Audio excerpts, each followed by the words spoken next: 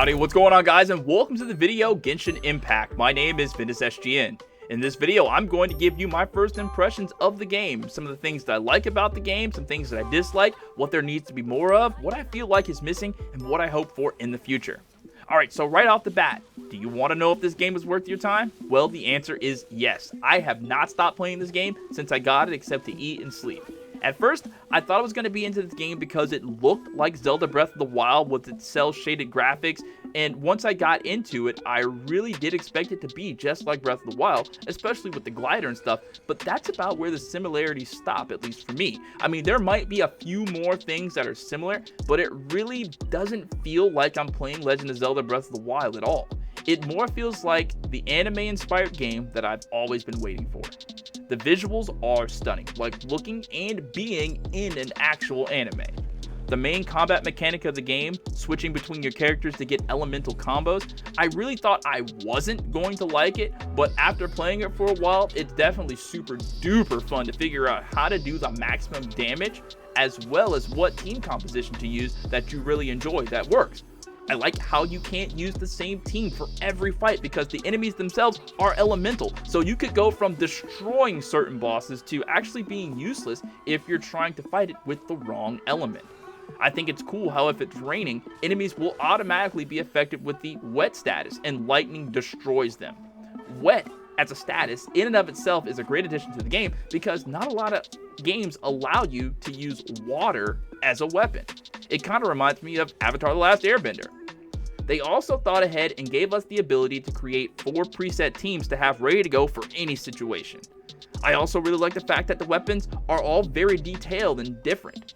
I love swords, and I like having a collection, and what's even more is that the weapons themselves, beyond having just stats, they have abilities attached to them as well.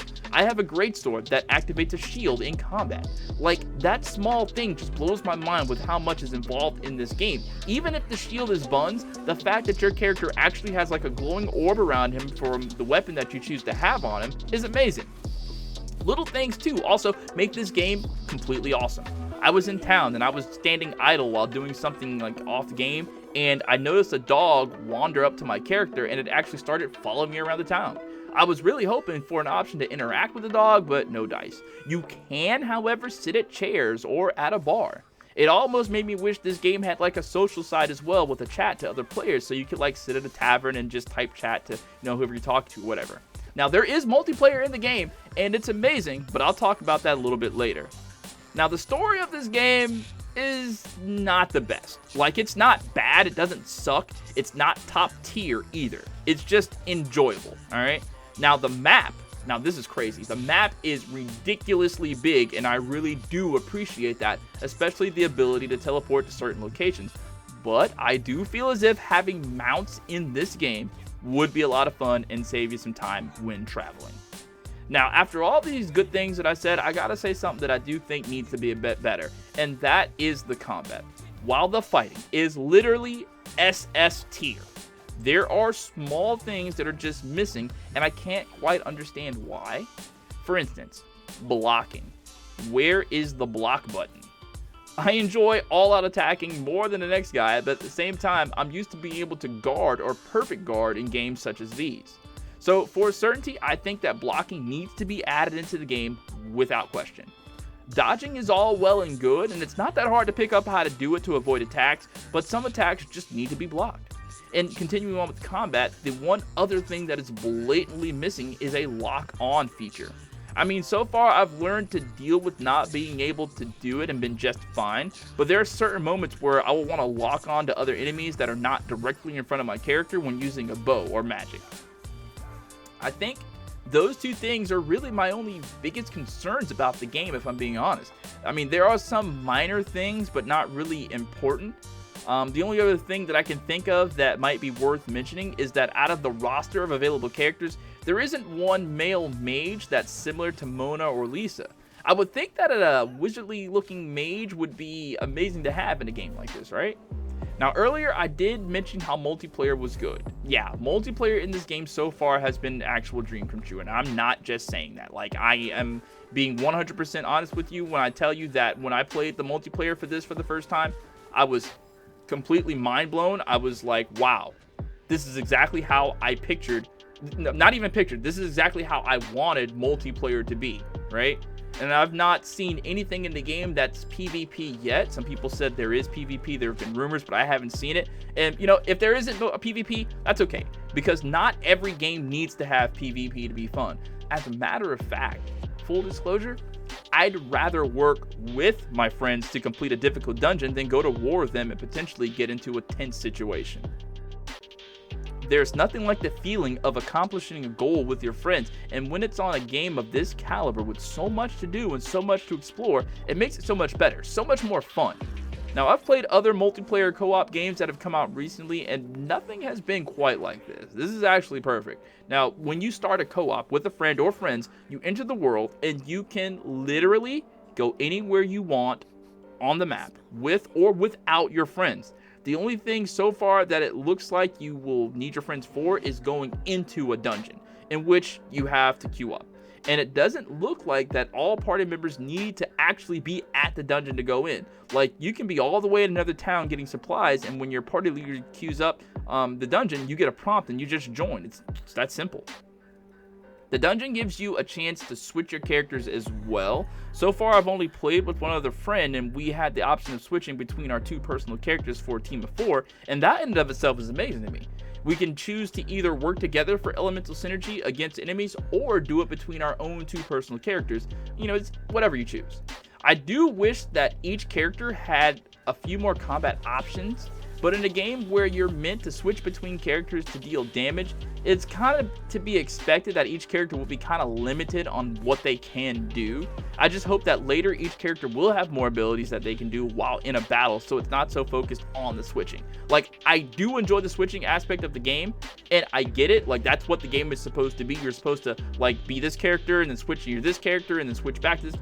I get it. That's what it's supposed to be, and that's all well and good. I'm not saying that that doesn't need to or shouldn't be a part of the game. I actually like that part of the game. It's just that I want my characters, when I'm using them, to have more animations than just, you know, the 1 or 2 things then switch, you know what I mean, like that, you know what I mean? I don't know, it might be just me, all right? Actually, to be honest with you, whenever I first saw this game, before it came out, and I saw that aspect of it, I was like, man, the game looks amazing, but I don't know if I'm really gonna enjoy the whole switching thing, right? Now, here's the other thing, right? Now, there's the obvious gacha element to the game, and I don't like it. I don't like it at all. I mean, I get it. I understand what a gacha game is and what it's supposed to be, but I literally spent a car payment just to unlock one specific character, and I didn't get that character at all. Like, the drop rate is hideous, to say the least. And sure, I know what you're saying. It's up to you to spend whatever money you want to spend, and you really have to pace yourself.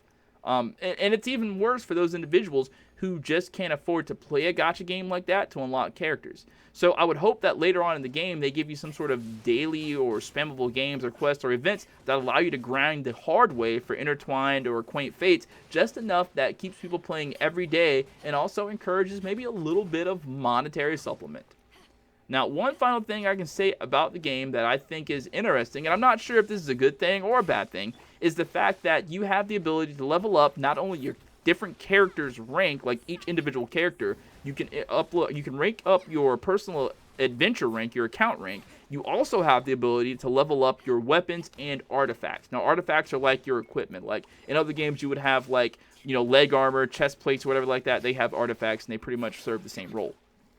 Now, it kind of seems OD to have so many things to rank up at one time, but that also keeps you on the game and having a lot of things to do, like busy work. And I'm actually glad that that's a part of the game, actually, because I really don't want to be done with the game in like 2 days because of how much I've been playing it. Like, I started playing Sword Art Online, Alicization Lycoris. Great game, amazing. I had fun with it, but after I did everything there is to do, there was nothing else left to do, and I'm just bored. I don't want to play it anymore because I've done everything, and I don't like, you know, doing the repetitious thing. The game was just over with just too quick. I mean, I know they're going to make DLC or whatever like that, but there's just not enough in the base game to do, and it kind of lost my attention. This game, I don't think it's going to have that problem. I want there to be a lot to do. Now, overall out of 10, I'm going to give this game a high 8. This is a free game, guys. How in the world is a game like this free? When I went to go pre-order this game, I bought a $10 version because I thought that's what the game was, $10. But it turns out the game is free. And once I was playing this game, like even now when I'm just looking at the game, it's like there's so much to do in this game. This game looks way better than like half the games I play currently, and it's free. It's ridiculous. Like, I don't know. That's all I got to say about this. Thank you so much for watching. If you enjoy Genshin Impact like I do, please slap a like on this video and tell me your personal thoughts on the game down below in the comments. Thank you guys so much, and I'll see you next time. Peace out.